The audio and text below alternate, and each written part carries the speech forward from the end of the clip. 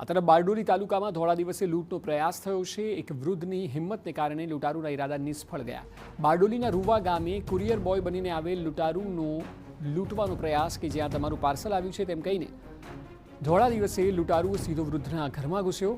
વૃદ્ધે ઘરમાં કેમ આવ્યો તેમ કહેતા જ લૂંટારૂએ ચાકુ કાઢ્યું। વૃદ્ધે હિંમત કરીને લૂંટારૂને ધક્કો મારી ઘરની બહાર કાઢી બૂમાબૂમ કરી। વૃદ્ધની બૂમો સાંભળીને પાડોશીઓ એકઠા થઈ ગયા હતા। લૂંટારૂ લૂંટ કર્યા વગર જ ત્યાંથી ભાગ્યો હતો। આ દ્રશ્યોમાં જોઈ શકાય છે કે તે આવ્યો ત્યારબાદ ઘરમાં ઘૂસ્યો અને ત્યારબાદ ત્યાંથી ભાગ્યો। આ આખી ગતિવિધિ સીસીટીવીમાં અહીંથી વૃદ્ધે તેને પકડવાનો પણ પ્રયત્ન કર્યો અને વૃદ્ધ પડી ગયા।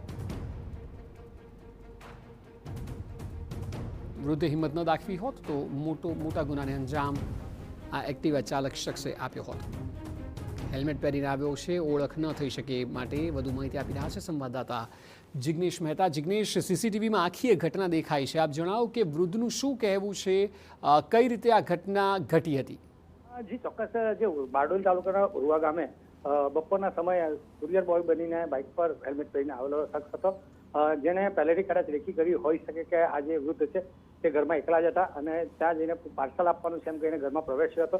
જોકે ત્યાં જઈને એણે ચપ્પુ બતાવીને એમને લૂંટવાનો પ્રયાસ કર્યો, પરંતુ એમને હિંમત બતાવી એમને રક્કો મારીને બહાર ફેંકી દેતા આજુબાજુના આસપાસના લોકો ભેગા થયા હતા, જેને લઈને જે આવેલો હતો કુરિયર બોય જે લૂંટના ઈરાદે તે ભાગી છૂટ્યો હતો અને ભાગવામાં સફળતા મળી હતી।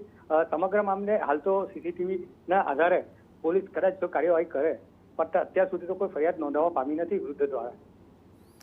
જી બિલકુલ, આભાર સમગ્ર માહિતી બદલ।